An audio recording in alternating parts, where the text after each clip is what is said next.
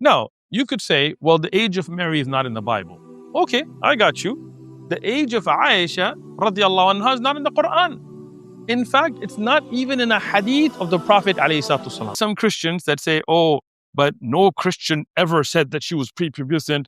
And they go on about, well, she brought water out for the guests. Now, listen to this rabbi. He will tell you that yes, she brought water for the guests and she was 3 years old. According to rabbis themselves. Listen to this. A marriage of Isaac and Rebekah. Isaac was decades older than Rebekah was. How did that work? Well, two things. Number one, the maturity of those times are much different than now. Even Rebekah was only 3 years old when she got married. A 3-year-old then was equal to, who knows, probably a 20-year-old today. The maturity level was much higher than it is today. It wasn't like I married a little girl 3 years old. That wasn't the case at all. Even physically, she went through the water for all the camels. So she was a little girl 3 years old. How could she throw a little girl? So physically, she was certainly much stronger, and spiritually, and her maturity level was much stronger than the 3-year-old today. We can't compare it. That's number one. Number two, the whole idea of marriage was a lot different than today by many people. Marriage was not just getting together, enjoying each other, and having good times. Those times, good times means getting together, serving God, having a family that's going to be a family of Torah and abiding by the laws of the Torah. That was what the purpose of marriage was, to have children, to bring them up according to Torah standards. Now, we've made it explicitly clear that Jewish scholars and rabbis and commentators agreed that she was 3 years old when she married a 40-year-old Isaac, according to biblical tradition. Now, when we talk about Christians, they say, oh, no Christians ever held this view. Really? Let's look at your screen. Baby Becky, a work written by Dr. William Ann Bailey. Dr. William Ann Bailey, professor of Hebrew and Aramaic at the Christian Theological Seminary. She is a professor, a PhD, who teaches at a Christian seminary. And she wrote this, and I'm putting this scan on the screen, where she shows that Rebekah was a prepubescent child, according to Christian sources here, when she married Isaac. In fact, if we look at Robert Alter and other Christian authors, and I'm going to put a bunch of these references on the screen, they show that according to Christian theologists, professors, teachers, priests, those that wrote on this subject, they show that she was, according to their ideas, prepubescent when she married Isaac. I'm going to put other references here that show evidence. These are all from Christian sources.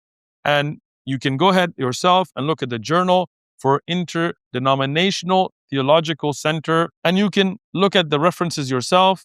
The Journal for Interdenominational Theological Center, Volume 37, published in 2011, articles, Baby Becca, and you can find this by Professor Dr. William Ann Bailey, right there, Professor of Hebrew and Aramaic Scripture at the Christian Theological Seminary. Find it, read it yourself. And with references, you will find Christians who held the view that she was, in fact, prepubescent child. They used the word child when she was married to a 40-year-old Isaac. Jewish and Christian. Now, if we continue down that path, if we look at the age of Mary, how old was Mary? Now, you could say, well, the age of Mary is not in the Bible. Okay, I got you. The age of Aisha radiallahu anha is not in the Quran. In fact, it's not even in a hadith of the Prophet alayhi salatu wasalam. This is what we call a marfu hadith, yani a hadith where the Prophet Muhammad, peace be upon him, says something or does something or approves of something that is marfu'. No such hadith exists. So that means not in the Quran and not in the words of the Prophet alayhi salatu wasalam. But we do have an authentic hadith from Aisha radiallahu anha. This is called a mawquf hadith, a stopped hadith, because it's a statement of a sahabiya. But if you're using these sources that are not in the Quran, then according to those same standards, when you look at Christian sources that are secondary sources, not in the Bible themselves, because the age of Mary's marriage is not mentioned in the Bible as the age of Aisha radiallahu anha, not mentioned in the Quran. The earliest sources we can find that clearly state her age, if you look in the Gospel of James, we find that she was 12 years old. 12 years old. The Catholic Encyclopedia and other books have also quoted this. But I want to show you another work, Historia Josephia Fabria Lingaria. This is the earliest biography of Joseph, the husband of Mary. I challenge Christians to find a complete biography earlier than this, 6th century.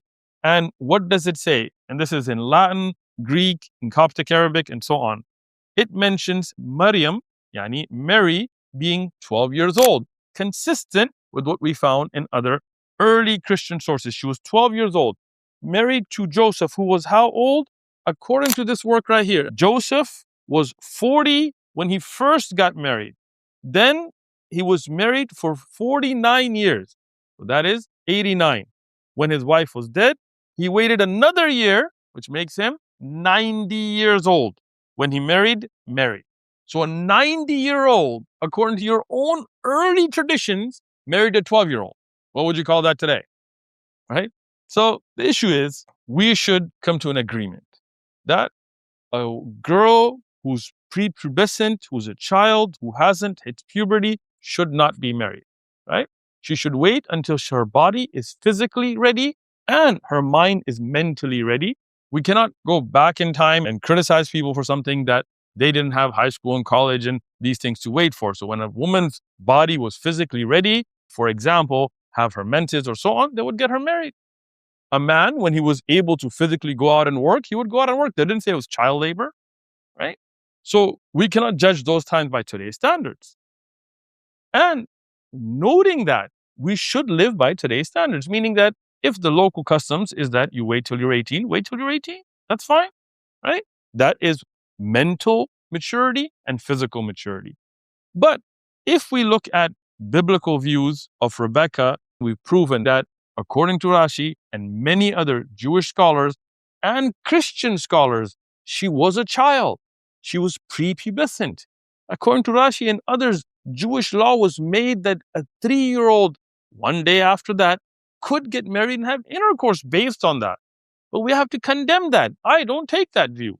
But I will quote this with evidences from Jewish sources and Christian sources so that you cannot hypocritically criticize something without looking at your own backgrounds.